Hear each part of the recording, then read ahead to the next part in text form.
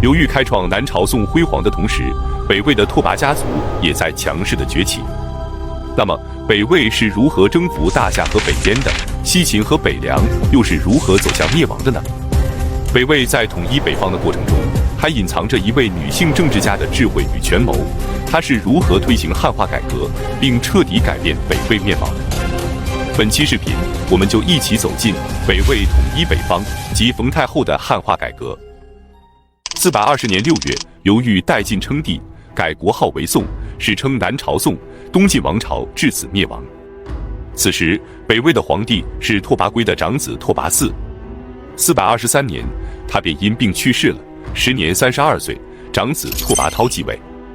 425年，大夏国的赫连勃勃病逝，其子赫连昌继位。拓跋焘看准时机，兵分3路征伐大夏。其中，他让西金率军攻打蒲坂，周济率军攻打陕城，目标直指关中的重镇长安，而他自己则亲率大军攻打大夏的都城统万城。当拓跋焘的大军距离统万城只有30余里时，赫连昌竟然还在宫中大宴群臣。得知北魏大军压境后，他匆忙应战，结果一战即溃，退回了都城。拓跋焘则趁机四处劫掠，抢掠牛马10余万头，万余户百姓被迁往北魏。与此同时，西金和周济的2路大军也成功地攻占了长安。427年，拓跋焘再次率军攻打统万城，他巧施妙计，将主力埋伏在山谷之中，只派遣少量骑兵攻城，并故意示弱，引诱大夏的军队出城迎战。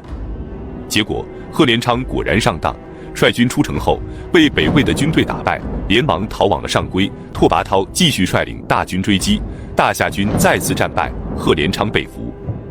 赫连昌的弟弟赫连定收集残部数万人，退往了平凉，并自立为帝，大夏名存实亡。431年，赫连定派兵攻打西秦的都城南安。当时，南安的城中正在发生饥荒，百姓饥不择食，西秦的官员便纷纷出城逃难。国王祈福默默无奈，只能抬着棺材出城投降，西秦随之灭亡。之后，赫连定准备从至城渡过黄河，前去攻打北凉。吐谷浑的可汗慕容慕德之后，派遣3万精骑出击，趁赫连定率军渡河的时候，突然发起攻击，夏军大败，赫连定被擒，大夏彻底灭亡。再来看北燕，后燕被北魏击败后，冯拔便拥立慕容宝的养子慕容云为帝，建立了北燕。409年，慕容云被他的宠臣杀害后，众人便推举冯拔继位。430年，冯拔病逝，北燕的宫廷再次发生内乱。冯拔的弟弟冯弘杀害了冯拔的100多个儿子后，自立为帝。432年5月，拓跋焘率军攻打北燕，大军到达北燕的都城合龙时，冯弘派遣数万人出城迎战，结果万余人被杀。北燕的10个郡投降北魏，拓跋焘便将北燕的3万余户百姓迁往了幽州居住。434年，冯弘派遣使者向北魏请罪，并将小女儿送给拓跋焘为嫔妃。拓跋焘同意了他的请求，但要求冯弘将他的儿子冯王仁送往北魏，遭到了冯弘的拒绝。于是，拓跋焘再次派兵征伐。冯弘得知后，秘密联系高句丽，并且带领着合龙的成年男女逃去。北魏的大军到达后，得知冯弘已经逃往了高句丽，拓跋焘便向高句丽索要冯弘。高句丽不敢得罪北魏，只能将冯弘及其子孙10余人全部斩杀，而冯弘的其他子孙则各奔东西，有的向南投降了刘宋，有的投降了北魏。后来，冯弘的孙女嫁给了拓跋焘的孙子拓跋逊，而这个女人便是后来支持孝文帝汉化改革的冯太后。至此，北燕灭亡。439年，拓跋焘亲率大军攻打北凉，他以南凉末代君主突发怒檀的儿子突发破羌为向导，兵不血刃便降服了北凉诸镇，北凉的国君举渠木坚投降，北凉灭亡。至此，北方除了柔然和吐谷浑之外，全归北魏统治，而且他13次攻伐柔然，使柔然一蹶不振。然而，晚年的拓跋焘却酗酒成性，脾气暴躁，经常无辜地诛杀大臣，事情过后却又后悔莫及，反复无常。在中常侍宗爱的煽动之下，他逼死了太子拓跋晃。过后，宗爱担心拓跋焘反悔之后怪罪自己，于是便将其杀害。10年，拓跋焘45岁。之后，宗爱拥立拓跋焘的儿子拓跋余为帝。然而，拓跋余登基后却沉迷于声色犬马，不顾朝政大事。宗爱身居宰相高位，却只顾打击异己，专权跋扈，朝政彻底荒废。大臣们觉得宗爱像赵高一样有篡位的野心，拓跋余也深感不安，怀疑宗爱会夺位。宗爱得知后非常愤怒。10月，他利用拓跋余祭祀宗庙的机会，派人将其刺杀。拓跋余死后，大臣们拥立故太子拓跋晃的长子拓跋逊为帝。拓跋逊即位后，诛杀了宗爱和他的党羽，并灭其3族。然后他让百姓休养生息，实行怀柔统治，安抚远近内外的民众，使民心得以安定。453年，拓跋逊让僧人谭耀主持护法大业，负责建造云冈石窟。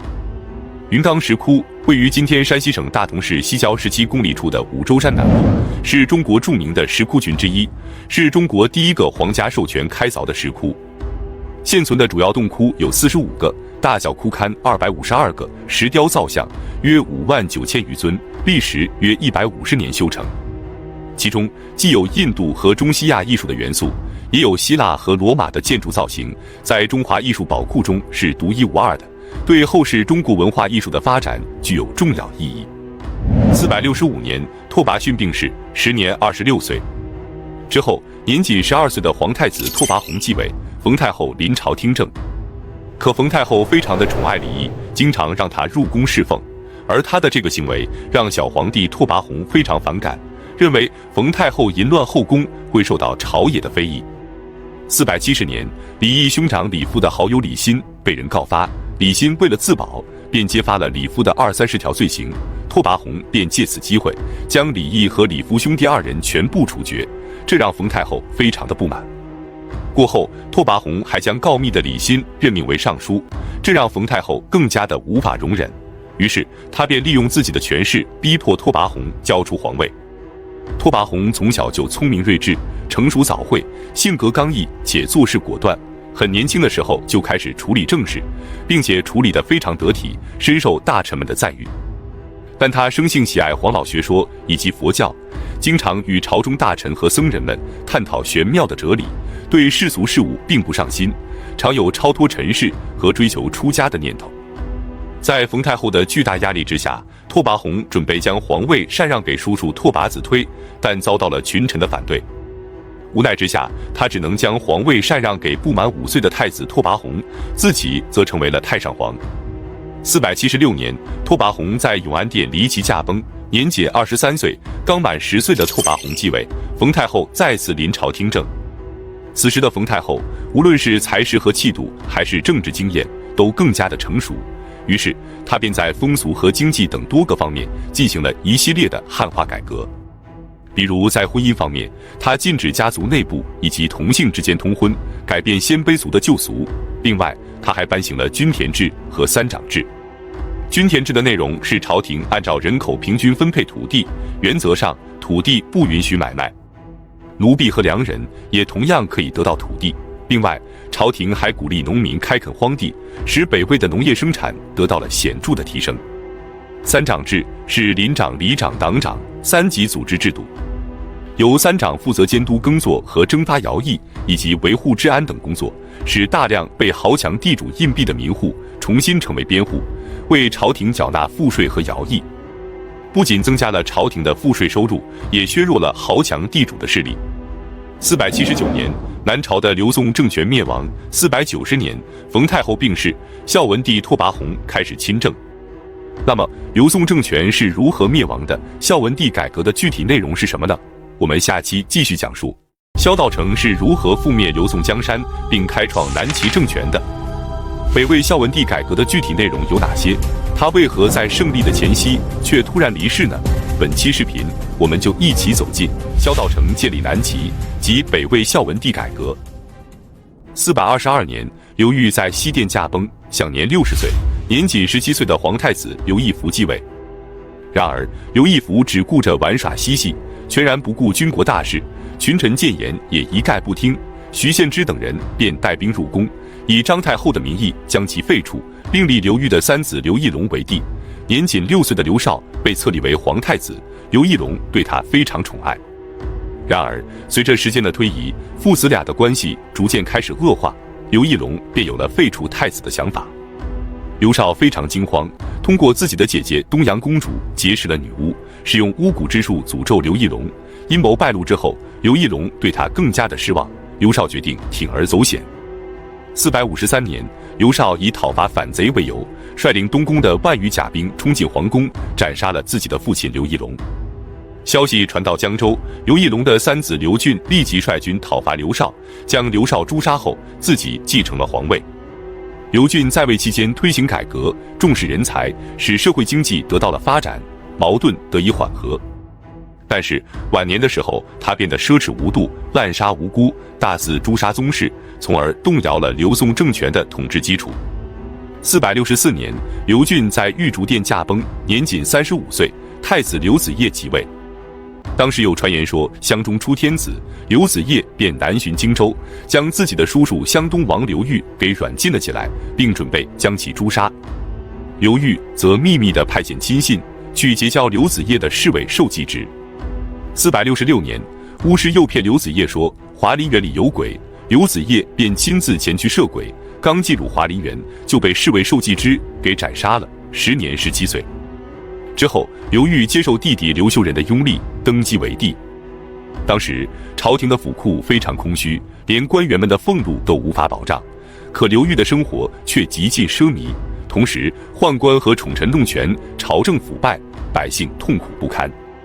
472年，刘裕因病驾崩，时年34岁，年仅10岁的太子刘裕继位。刘裕去世前，担心宗室诸王反叛，便将有实力的宗亲全部斩杀，只有刘修范的能力平庸，才得以幸免。刘裕继位后，刘修范便在浔阳起兵，以清君侧的名义举兵进犯京师建康。叛军的声势非常浩大，仅用了数日就攻到了建康城下。朝廷的禁军相继溃散，满朝文武束手无策，皇太后拉着刘裕的手失声痛哭。就在这时，一个扭转乾坤的人物出现了，他便是右卫将军萧道成。萧道成是西汉丞相萧何的24世孙。东晋初年五胡乱华，他的家族便迁到了江南，居住在晋陵郡的武进县，即今天江苏省常州市。之后，他的远房姑姑萧文寿嫁给了穷困潦倒的刘翘，成为了刘裕的继母。刘裕称帝后，他们的家族便成为了刘宋政权的外戚。于是，萧道成便一路从中书舍人和建康令等职升为了右卫将军。面对刘修范的叛乱，萧道成以诈降的方式将叛军打败，保住了刘裕的地位。叛乱平息后，萧道成便被封为西阳县公，总领禁军，逐渐开始权倾朝野，让刘裕非常的不安。477年6月，萧道成在家里午睡的时候，皇帝刘裕竟然闯进来，用古箭射中了他的肚脐。此事过后，萧道成便与王敬泽等人秘密商议废除皇帝。王敬泽重金收买了刘裕的贴身卫兵。7月7日，刘裕在西安寺偷了一条狗，逼迫僧人和他们一起喝酒吃肉。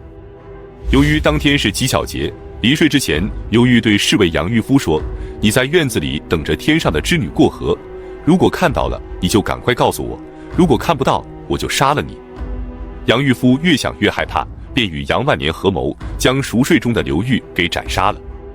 然后他们将刘裕的头颅割下后交给王敬泽，王敬泽连忙带人送往萧道成的府上。萧道成不敢开门，直到王敬泽将刘裕的头颅扔进院子，萧道成才相信刘裕确实死了。然后萧道成拥立刘裕的三子刘准为帝，萧道成被任命为相国，封为齐王，掌控着朝廷。479年，他派人逼迫刘准禅位，刘准只能将皇位禅让给萧道成。至此，刘宋政权灭亡，南朝齐建立。再来看北朝的孝文帝。490年，冯太后病逝，24岁的孝文帝拓跋宏开始亲政。他在冯太后的教育与影响下，不仅精通儒家经义，而且积累了丰富的治国经验，为他后来的改革奠定了坚实的基础。那么，孝文帝改革的具体内容有哪些呢？首先，在政治制度方面，他整顿吏治，推行官吏俸禄制，严惩贪污受贿，使北魏的吏治开始好转。其次，他改革官制，实行9品中正制和3省6部制，进一步加强中央集权。经济方面，他继续推行冯太后改革的均田制和3长制。律法方面，他废除了北魏初年残酷的车裂和腰斩，改为枭首和斩首以及绞刑。由于平城的位置过于靠北，不利于对中原的统治，于是他便着手迁都洛阳的计划。493年，他召集文武百官，宣称要大举征伐南齐，而真实的意图则准备在南伐的途中造成迁都的既成事实。8月，孝文帝率领文武百官以及100万大军从平城出发，一路之上阵容整齐，浩浩荡荡，所过之处秋毫无犯，于9月底抵达洛阳。然后他正式宣布迁都洛阳。鲜卑族的很多大臣不愿意内迁，但是他们更不愿意打仗，因此只能暂时同意，不敢提出异议。之后，大批的鲜卑和胡人涌入内地，可是新的问题也随之而来。由于时间仓促，迁往内地的鲜卑人没有房子住，粮食储备也不够，而且他们还不擅长耕种，不会说汉语，中原的习俗也非常不适。如果不能及时地解决这些问题，将会严重地阻碍北魏政权的统治。于是，在汉族士人的辅佐之下，孝文帝便全面推行汉化。首先，他免除了迁户3年的租赋，将大量的年轻人选为羽林军或虎贲军，给他们过渡和适应的时间。接着，他禁止鲜卑和其他胡人穿胡服，所有人必须改穿汉人的服装，朝廷官员也要改穿汉族官吏的朝服。朝堂上不准再说鲜卑语，必须使用汉语，如有违反，立即免除其现任官职。迁到中原的鲜卑人过世之后，只能埋葬在中原，不得还葬于平城。鲜卑族的姓氏也全要改为汉姓，例如皇族拓跋氏改为元氏，巴巴氏改为长孙氏，独孤氏改为刘氏等。他大力提倡鲜卑与汉人通婚，他自己带头纳娶了范阳卢氏和清河崔氏以及太原王氏和陇西李氏的女儿。孝文帝的此次改革顺应了历史发展的潮流，促进了北方民族的大融合，也为后来的隋唐繁荣奠定了基础。但是由于操之过急，改革的力度太大，很多鲜卑贵族无法适应，导致暴乱频发。496年8月，孝文帝前往嵩山巡幸，让太子元巡留守洛阳。元巡非常的肥胖，洛阳的天气又十分炎热，他就想回到家乡避暑，而且他不愿意说汉语和穿汉服，顽固地坚守着鲜卑的旧俗，属下多次苦言相劝，但他毫无悔改之意。孝文帝出巡，给了他可乘之机，他与左右合谋后，秘密挑选了3000匹御马，准备奔往平城，结果却被负责守城的完颜阻拦，未能成行。孝文帝走到中途的时候，得知消息，立即返回洛阳，亲自杖责太子，并将他废为庶人，囚禁于河阳的无鼻城。4年4月，孝文帝准备巡幸长安，元巡得知后再次谋反，孝文帝非常愤怒，立即派人将毒酒送往河阳，逼其自尽，15岁的太子被毒身亡。其他的鲜卑族贵胄也对孝文帝任用中原儒士，改变他们的习俗，剥夺他们的利益非常不满。衡州刺史穆泰和定州刺史陆睿合谋，推举朔州刺史元仪为首领，起兵叛乱，但最终被孝文帝镇压。接着，孝文帝准备攻灭南齐，统一天下。497年8月，他调集20万大军，准备大举南征，兵锋直指襄阳。大军到达赭阳后，他让元协率众攻城，他自己则率军南下，直奔宛城。由于守将房伯玉率众坚守，魏军未能取胜，孝文帝便留下元喜等人继续攻城，他自己则率军前往新野，但是一直到10月份，新野都未能攻破。11月，南齐的15位将领相继投降北魏，南阳和新野以及宛城等地全被北魏攻破，孝文帝便趁胜围攻襄阳。就在这时，南齐的皇帝萧鸾驾崩，孝文帝便下诏说礼不伐丧，于是率领大军返回。然而在回去的途中，他却身患重病，直到499年1月才返回洛阳，而南齐则陆续夺回了丢失的城池。3月，他带病出征，再次攻伐南齐，大军到达马圈城的时候，与齐军遭遇，孝文帝亲自部署战斗。3月底，孝文帝的病情开始恶化，被迫开始北还，大军到达古唐原的时候，驾崩于此，时年33岁。为了防止齐军得知消息后返回追击，袁协决定密不发丧，到达宛城的时候，才派人将太子元恪召来。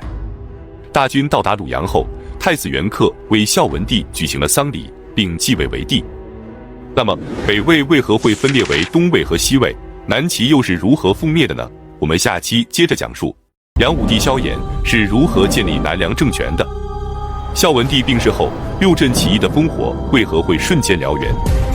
在这场历史的洪流中，英雄与枭雄将如何书写自己的传奇？鲜卑化的汉人高欢和语文鲜卑的宇文泰，又是如何在这场乱世之中脱颖而出，奠定了自己王朝的建立？本期视频，我们就一起走进南梁政权建立及北魏分裂。498年，南齐的第6任皇帝萧宝卷即位。萧宝卷自幼就有口吃，性格比较内向，不喜欢与大臣们接触，常常出宫闲逛，而且出行的途中，如果遇到生人，便格杀勿论，当地的官员只能提前通知百姓离开。500年，尚书令萧绎被人诬告谋反，萧宝卷便下令将其杀害。萧绎的弟弟萧衍得知后，立即扶植萧宝卷的弟弟萧宝荣，在江陵称帝，然后联合其他反对萧宝卷的力量，共同讨伐昏君。萧衍的军队势如破竹，很快大军就到达了建康，而此时萧宝卷却和侍从们在华光殿前演练军阵，用以取乐，将城外的兵马全然不放在心上。听到外面的战鼓声后，他竟然跑到城楼上去看热闹，差点被刘建射中。当晚，萧衍下令攻城，而萧宝卷则依然在含德殿莺歌燕舞。守将王真国打开城门，迎接萧衍的大军入城。萧宝卷听到声音后，连忙从北门溜走，结果却被宦官张齐砍下了头颅。随后，萧宝荣正式称帝，萧衍被任命为大司马，都督中外诸军事。502年正月，萧衍被任命为相国，封为梁王。3月，萧宝荣被迫禅位给梁王萧衍，南朝齐灭亡，南朝梁建立。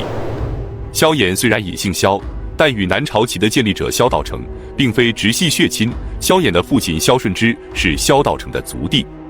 再来看北朝，499年，孝文帝拓跋宏在南征途中病逝，太子元恪继位。元恪在位期间，攻取了南梁的益州以及汉中等地，并且北击柔然，国力盛极一时。515年，元恪在洛阳病逝，时年33岁。年仅6岁的太子元许即位，生母胡冲华临朝听政。胡太后执政期间，重用贤臣元义，继续扩大北魏的疆域，使北魏的国力达到顶峰。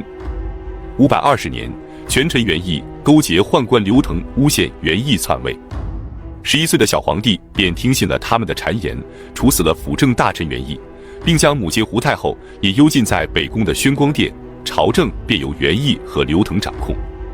元义掌权后，生杀夺刃皆由心情而定，宦官刘腾更是大肆收受贿赂，剥削六镇，导致六镇起义爆发。六镇的将士大多是拓跋部的贵族子弟，北魏迁都洛阳后，六镇将士的地位便逐渐开始下降。523年，北方遭遇了极端气候，导致粮草不足，而元义和刘腾却继续剥削六镇，于是六镇起义爆发，关陇和河北等地也纷纷响应。北魏的大地上烽烟四起。525年，柔玄镇的杜洛州在上古起兵，高欢便加入了义军。高欢是鲜卑化的汉人，出生于怀朔镇，由于容貌俊美，迎娶了鲜卑族的姑娘娄昭君，而且还给她陪嫁了一匹战马。从此，他便在边镇的队伍中当上了队长。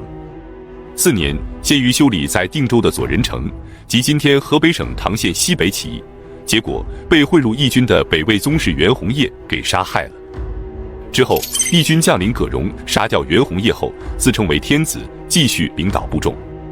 528年，葛荣领导的义军在阳平，即今天山东省莘县东北，打败了杜洛州领导的义军，并且吞并其部众。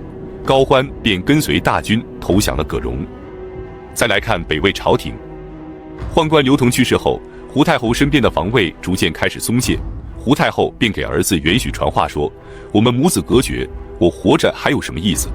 不如放我去闲居寺出家，彻底与尘世断绝。”袁许得知后，叩头哭泣，苦苦哀求太后。最后，他与太后密谋，除掉了权臣袁义，胡太后再度临朝听政，而且还养了2个男宠。随着袁许的逐渐长大，对母亲的专权愈发不满，同时他十分厌恶母亲的男宠，母子矛盾便日益尖锐。为了夺权，他密诏尔朱荣率军前来。尔朱荣是北秀容人，即今天山西省朔州市人，他的历代先人都是部落酋长。尔朱荣长大后也继承了酋长之位，六镇起义爆发后，他便四处镇压起义，成为了北魏朝廷的希望。高欢得知后，立即逃离葛荣，归附了尔朱荣。尔朱荣非常欣赏他的才能，任命他为亲信都督。收到皇帝的请求后，尔朱荣非常高兴，立即率军前往洛阳。然而就在这时，胡太后和她的男宠却密谋毒杀了皇帝袁许，另立袁许的族侄袁昭为帝。尔朱荣率军到达上党郡的时候，得知皇帝已经驾崩，不知如何是好。在高欢的劝说下，他便以为袁许报仇为名，继续率军前往洛阳。胡太后见大势已去，表示要出家为尼。尔朱荣见朝廷如此衰弱，便有了篡位自立的野心，在高欢的劝说下，才改立袁子攸为帝。接着，他谎称要与朝中的大臣们相约盟誓。百官到达河阴西北后，他便大开杀戒，2000多名大臣当场命丧黄泉。然后他将袁子攸软禁在河桥，亲自率军进入洛阳，将胡太后丢入黄河淹死后，准备自己继位。高欢再次阻拦，但尔朱荣不肯听从。他用铸造金像的方式为自己占卜，不料金像始终不能铸成，尔朱荣才作罢，将囚禁的袁子攸释放，并磕头谢罪。之后，尔朱荣率军返回晋阳，让心腹爪牙袁天穆入京主持朝政。528年7月，葛荣率领20余万义军包围了邺城。尔朱荣得知后，亲率7000精骑从晋阳赶来解围。大军到达后，他将兵力隐藏在山谷之中，并不急于交战。尔朱荣的亲信高欢曾在杜洛州和葛荣的麾下服役过，因此葛荣军中的很多将领他都熟悉。于是他秘密派人联络和说服葛荣的将领，最终有7个王和1万多名士兵投降了尔朱荣。接着，尔朱荣亲率大军对葛荣发起攻击，葛荣战败后被杀，部众全部投降，包括宇文泰。宇文泰的先祖是炎帝的后代，被皇帝打败后迁往朔野，融入了鲜卑族，被称为宇文鲜卑。后来，宇文鲜卑被慕容鲜卑所灭，一部分向北迁徙，发展为库莫西和契丹，其余的则融入了慕容鲜卑，比如宇文泰的家族。六镇起义爆发后，宇文泰的父亲和兄弟3人都加入了鲜于修理的义军。鲜于修理被杀后，他们便跟随葛荣继续作战。此时葛荣已死，他们只能投降尔朱荣。由于他和尔朱荣的部将贺拔岳是老相识，因此他便在贺拔岳的麾下担任步兵校尉。530年，尔朱荣派遣贺拔岳等将领前去镇压关陇之地的义军，宇文泰便跟随入关，由于作战有功，被升为征西将军。贺拔岳死后，宇文泰便被部将推举，带领贺拔岳的旧部继续镇压起义。平定了关陇之地后，被任命为骠骑大将军和关西大都督。530年，尔朱荣向袁子攸索要九锡，遭到拒绝后，便亲率大军逼近洛阳兴师问罪。袁子攸表面上对尔朱荣和他的亲信尊敬有加，实际上却在暗中谋划着对付他们。他趁尔朱荣入宫朝见的时候，提前埋伏好刀斧手，将其乱刀砍死。尔朱荣的堂侄尔朱兆得知后，立即率军从晋阳出兵，并且拥立北魏的宗室袁业为帝，同时派人联络高欢支援，但高欢以征伐蜀地为由，拒绝出兵。随后，尔朱兆率军攻破洛阳，俘虏了皇帝袁子攸。10天之后，他留下尔朱世龙等人镇守洛阳，自己则带着袁子攸返回了晋阳。次年，他将袁子攸勒死在晋阳的3级佛寺之中。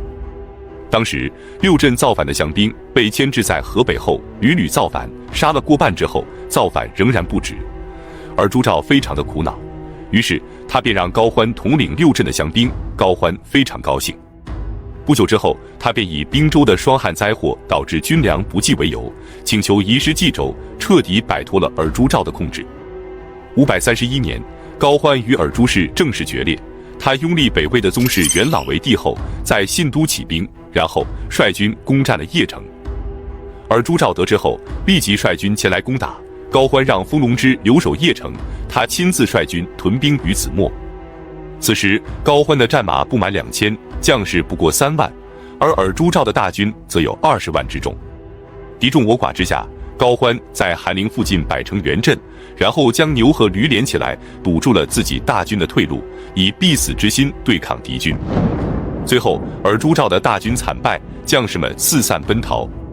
胡思春等人则抢先一步回到洛阳，杀光了留守洛阳的尔朱氏党羽，另立元修为帝。高欢被封为大丞相，而且元修还迎娶了高欢的长女为皇后。可是随着高欢的权势越来越大，胡思春便劝说元修除掉高欢，同时他秘密派人联系镇守关中的宇文泰，准备对高欢左右夹击。534年，元修调集大军，准备攻伐驻守晋阳的高欢，并且密诏他，谎称要攻打关中的宇文泰。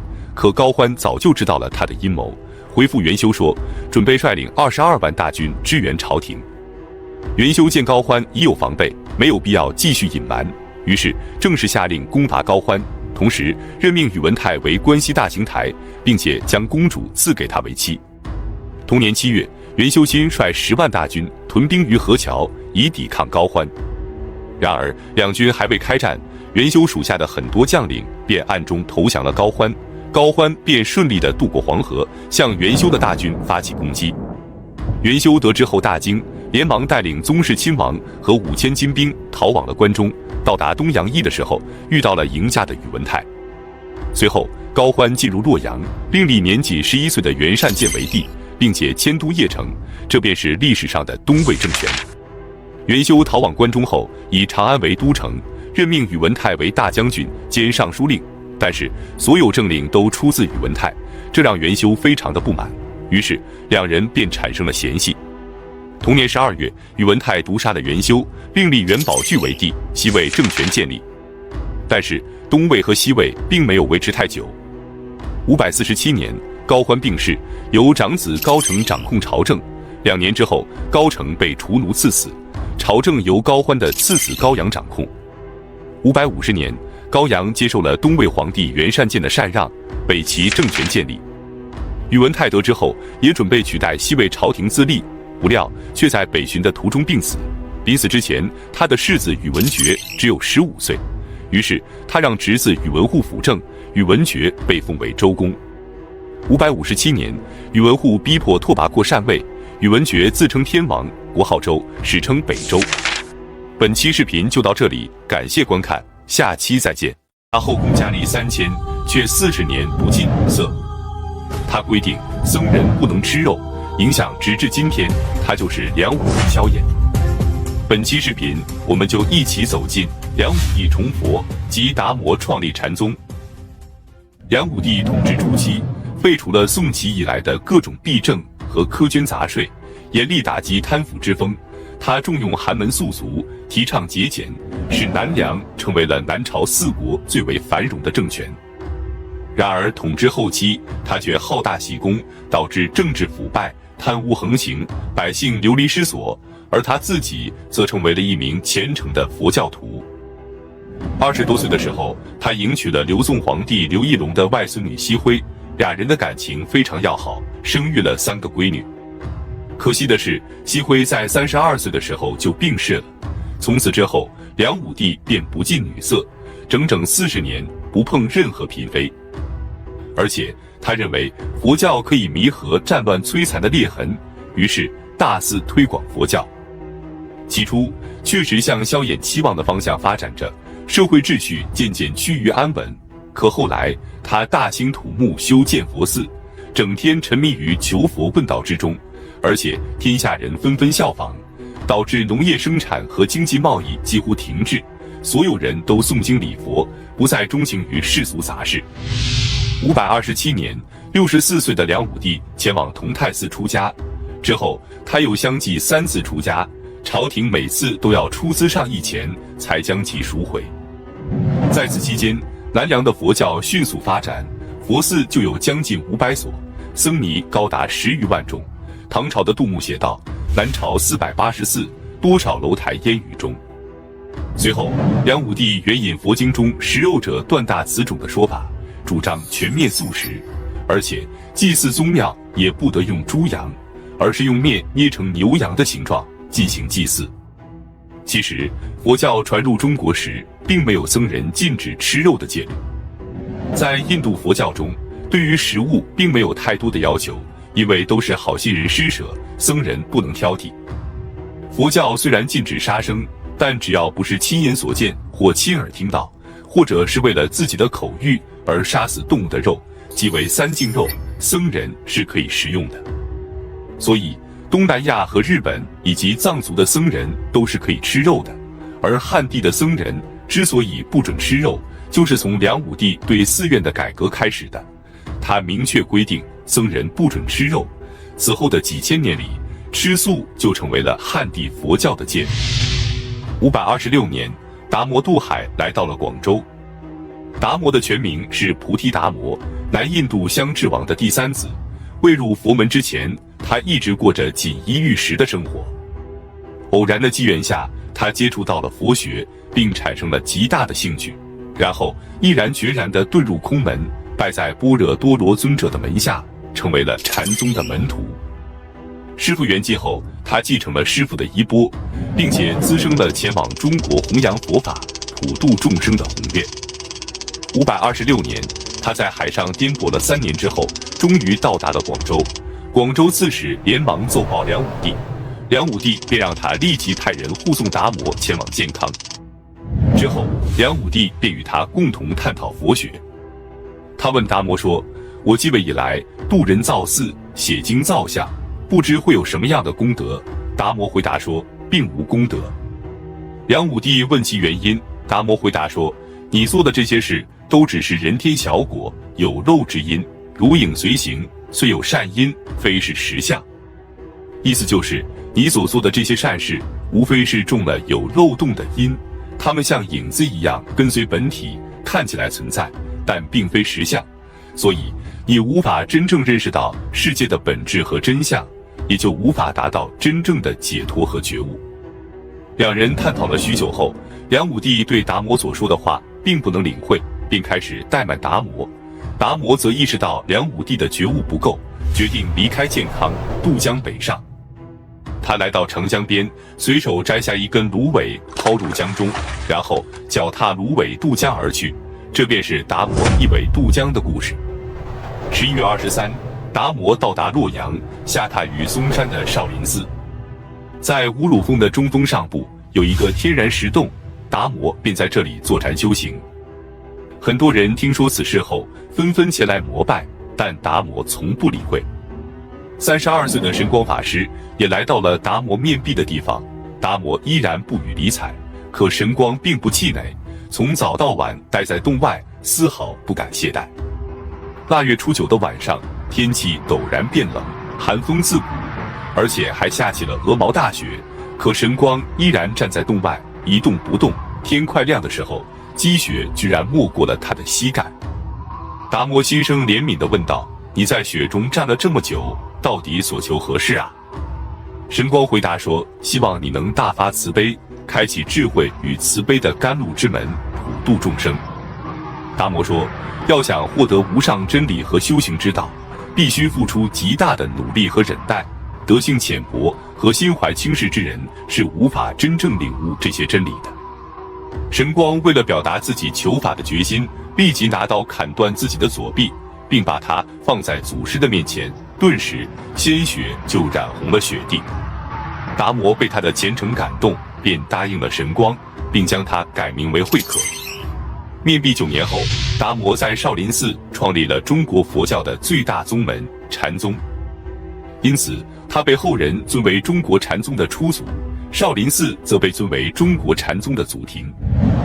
之后，他带着弟子们离开洛阳，前往北方传法，在熊耳山下的定林寺传法5年后，于536年12月圆寂，终年150岁。众僧徒悲痛之极，将其安葬于定林寺内，并修建了达摩灵塔和达摩殿。梁武帝萧衍得知后，亲自撰写了南朝菩提达摩大师送病序的碑文，以示对达摩大师创立禅宗的纪念。相传2年后，东魏的使臣宋云从西域取经返回，途中遇见了达摩，他一手拿着锡杖，一手拿着一只鞋，向西而行。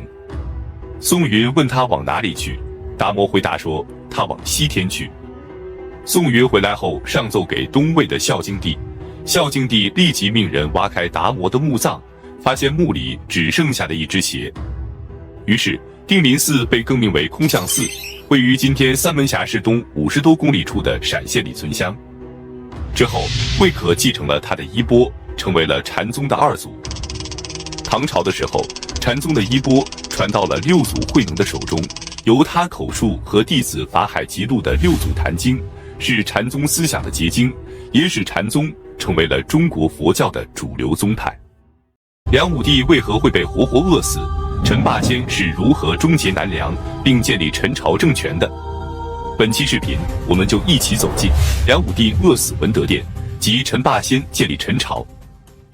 547年，东魏的将领侯景被高澄所逼，准备投降南梁。梁武帝想借助他北伐，便接受了他的投降，并派遣萧渊明率军前往彭城接应。结果渡过淮河后就被东魏军击败，萧渊明被俘。4年春天，侯景也被东魏击败，逃往了寿阳。梁武帝只能与东魏议和，并答应了高澄提出的条件，用萧渊明换回侯景。侯景立即在寿阳起兵，侯景之乱爆发。梁武帝连忙派遣萧正德防守长江，结果他却与侯景来了一招里应外合，协助叛军渡江。梁武帝让太子萧纲筹划防务，而他却把防务交给了萧正德，叛军便顺利地到达建康，萧正德自立为帝。随后侯景率军攻入内城，将梁武帝囚禁在文德殿，被活活饿死，终年86岁。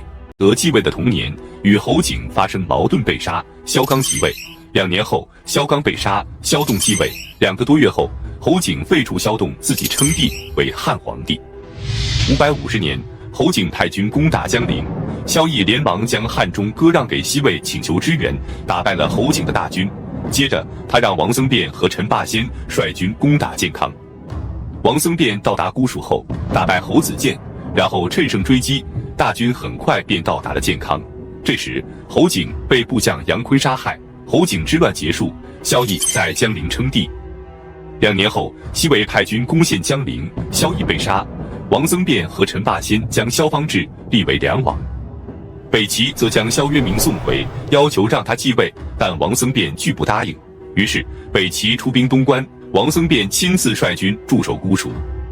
他给陈霸先写信商议，陈霸先不同意迎接萧渊明，可王僧辩迫于北齐的压力，将萧渊明立为了皇帝。陈霸先立即率军攻打，斩杀王僧辩，废除萧渊明，立萧方智为帝。557年，陈霸先废除萧方智，自立为帝。至此，梁朝灭亡，陈朝建立。历史上的所有王朝或许都有昏君，但像北齐这样，几乎所有皇帝都是昏君的，却并不多见。他们的所作所为，用丧心病狂来形容，都有过之而无不及，唯有用禽兽不如来形容他们，或许才更为贴切。而就在这样的奇葩王朝里，却有像兰陵王这样的名将。本期视频，我们就一起走进禽兽王朝北齐及美男将领兰陵王。东魏的权臣高欢死后，由长子高澄掌管朝政，结果29岁的时候，他就被自己的厨师兰京给杀害了。随后朝政由高澄的弟弟高阳掌管。550年，高阳废除了东魏的孝敬帝，自立为皇帝。至此，东魏灭亡，北齐建立，定都于邺城。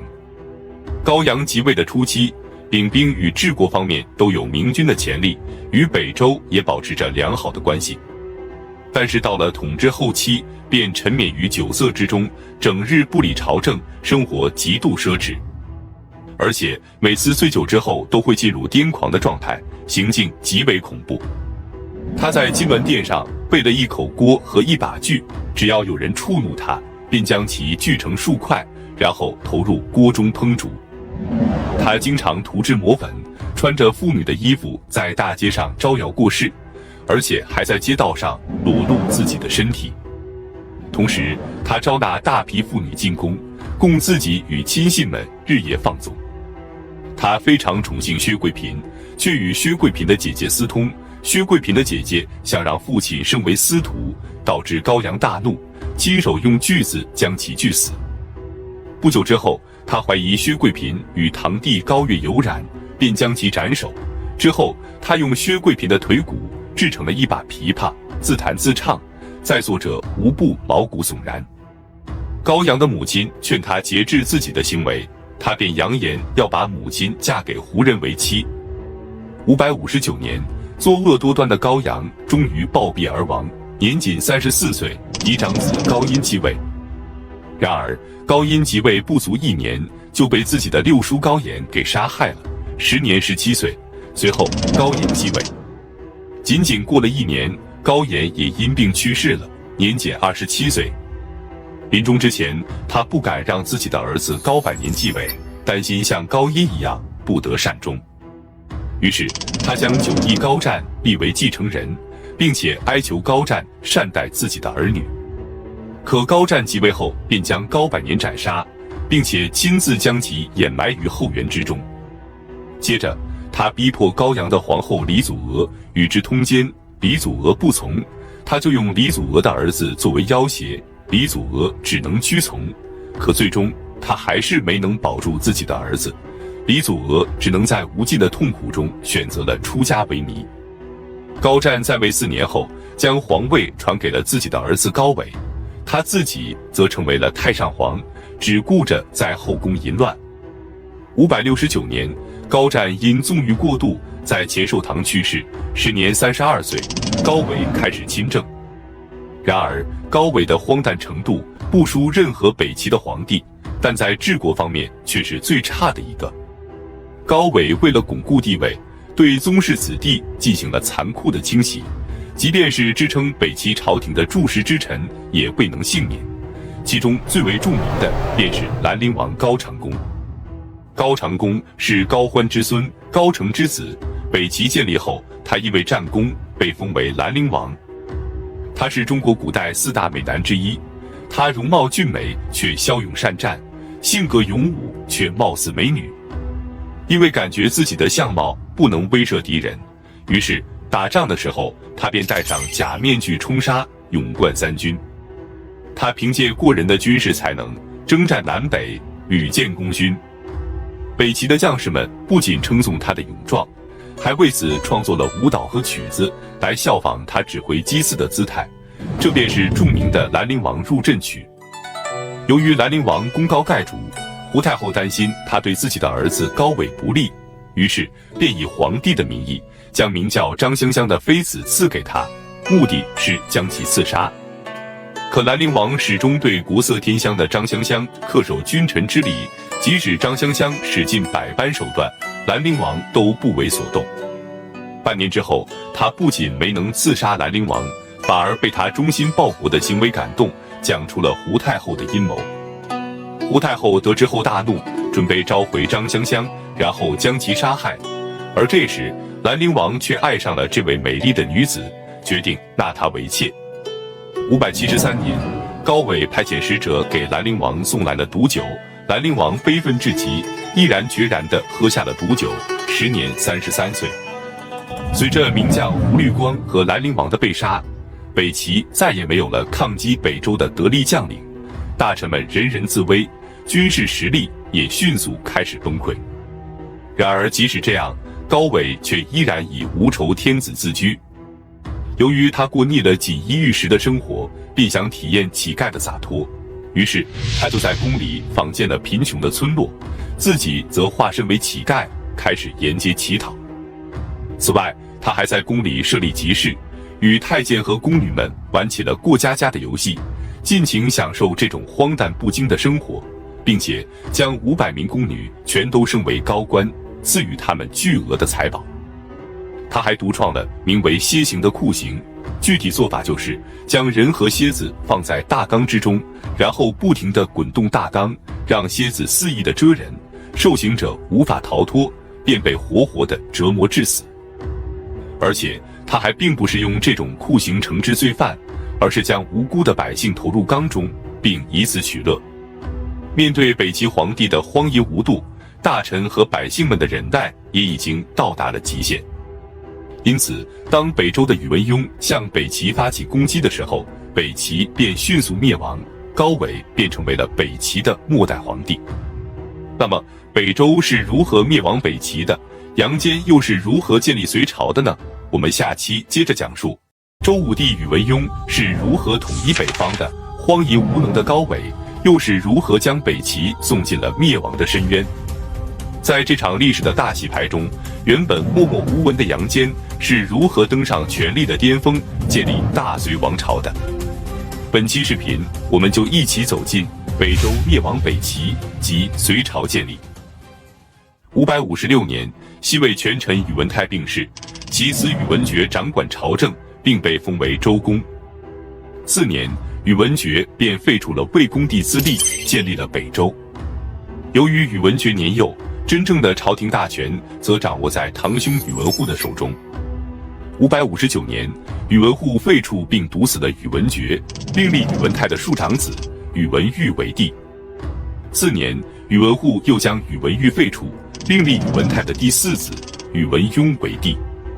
结果，宇文邕雄才大略，继位不久后就将扶持他的宇文护给诛杀了，亲自开始掌管朝政，并且进行了多方面的改革，使北周的实力开始大增。接着，他便准备出兵北齐。575年，得知北齐的皇帝昏庸无道后，他亲率6万大军出击北齐，杨坚等将领跟随。大军进入北齐的境内后，他禁止将士们砍伐树木和践踏庄稼，军纪非常的严明，颇得民心。随后，大军顺利地攻下了河阴城，即今天孟津县以东，另一路大军则攻下了洛阳的东城和西城。然而就在这时，宇文邕却突发疾病，只能撤军而回。4年，宇文邕再次出兵伐齐，他调集了14万大军，准备攻打晋州。大军抵达平阳后，北齐的晋州刺史无奈投降，晋州沦陷。可此时北齐的皇帝高纬却带着嫔妃们在天池打猎。天池即今天山西省宁武县西南的管存山上。晋州的告急文书飞马传送了3次，右丞相居然都没有给高纬汇报。一直到晚上，右丞相才将平阳陷落的奏报送给高纬，可高纬不予理会。第2天，继续与嫔妃们前去打猎。平阳被北魏占领之后，宇文邕便率领主力西还，只给梁师彦留下了1万兵马，让他坚守平阳城。接着，宇文邕让宇文宪率军6万屯驻于宿川，他自己则返回了长安。576年11月，高纬亲率10万大军向平阳西来，大军到达后，将平阳城团团围住，昼夜不停地攻打。可城中只有1万余人，情况非常危急，城墙的很多地方也都被北齐给攻破了，双方只能开始短兵相接。而北周的援军却迟迟不能到达，将士们异常惊慌。这时，守城的将领梁师彦慷慨自若地对将士们说道：“如果今天就要战死沙场，那我也会走在你们的前面。”于是，守军奋勇争先，无不以1当100，导致齐军慢慢开始后退。梁师彦便命令城中的军民乃至妇女昼夜修城，只用了3天便将城墙给修好了。接着，齐军挖掘地道攻城，城墙便塌陷了一处。齐军的将士们趁虚而入，平阳城朝不保夕。然而，就在这紧急关头，高纬却突然命令将士们暂停攻城。原来，据传说，在晋州城的西石上有圣人的遗迹，高纬便想携带着冯淑妃前去观看，可由于冯淑妃要涂脂抹粉，耽误了很长时间，才姗姗而来。这期间，梁师彦却命令将士们用木板将缺口给挡住了。高纬担心城中射出的弩矢伤了冯淑妃，于是将攻城的木料抽来，铸造了一座远桥。经过此番折腾，齐军便失去了攻城的最佳时机。此时，远在长安的宇文邕也得知了消息，立即率军前来支援。12月，宇文邕与宇文宪会师后，率领8万大军赶往平阳城。大军到达后，宇文邕便巡视各军。他在巡视的过程中，能大声地叫出各军主帅的名字，将士们的精神便无比振奋。接着，北周对北齐发起了反攻，齐军慢慢开始后退。就在这时，后方的冯淑妃惊慌失措地大声喊道：“齐军败了！齐军败了！”顿时，齐军的军心大乱，开始溃败而逃，死伤了万余人。高纬则带着冯淑妃慌忙逃走。此战过后，北齐的主力被彻底打垮。高纬逃回晋阳后，准备继续撤往北朔州，进而投奔突厥。可当他走出晋阳城的时候，将士们纷纷逃离，有些还投奔了北周。高纬只好逃回邺城，企图重整军容。为了激励将士，大臣们给他准备好演讲稿，让他讲给将士们听。结果，当他站到将士们的面前时，却想不起演讲稿的内容了。于是他便大笑了起来。左右的侍从不知所以，也跟着大笑。将士们见此情景非常气愤，纷纷说道：“连皇帝都不着急，那我们还着急什么呢？”于是皆无战心。随后，高纬将皇位禅让给了8岁的儿子高恒，自己则当起了太上皇。577年的正月，宇文邕率军到达了邺城，很快邺城就被攻破了。城破的前一天，高纬早已逃出邺城，前往了济州。接着，他又从济州逃往青州，准备向南逃往陈朝，结果却被北周的追兵追上后押往了长安。至此，北齐灭亡，周武帝宇文邕彻底统一了北方，结束了北方近半个世纪以来的分裂割据局面。次年6月，宇文邕病逝，年仅36岁，太子宇文赟继位。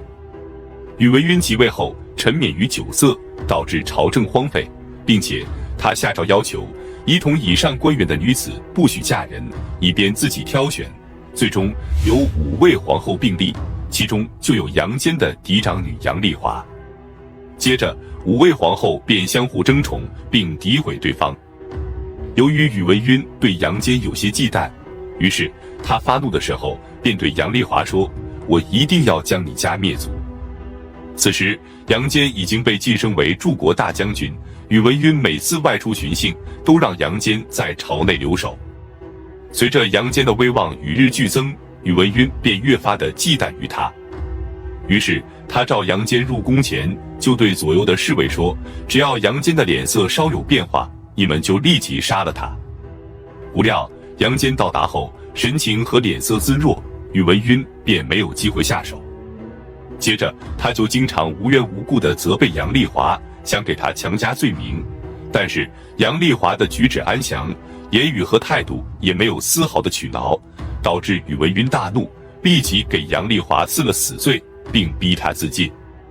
杨丽华的母亲独孤伽罗闻讯后，急忙进宫为杨丽华求情，以至于磕头至流血，杨丽华才幸免于难。此事过后，杨坚非常的不安，于是他便与宇文赟的亲信郑义交好，希望他能说服皇帝，让他离开京城长安。579年，宇文赟下诏传位于长子宇文阐，自己则当起了太上皇，这样他就可以不顾朝政，为所欲为的在后宫继续淫乱了。但是由于纵欲过度和吸油无度，他的健康状况便逐渐开始恶化。4年，宇文赟准备发兵攻打南陈，郑义便趁机推荐杨坚。于是宇文赟便任命杨坚为扬州总管，负责率军南征，可杨坚却突发卒疾，没办法立即出征。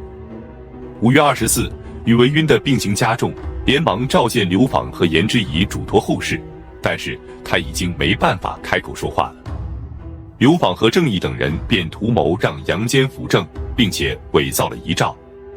当日，宇文赟在天德殿病逝，时年22岁。年仅8岁的宇文阐继位，即周敬帝。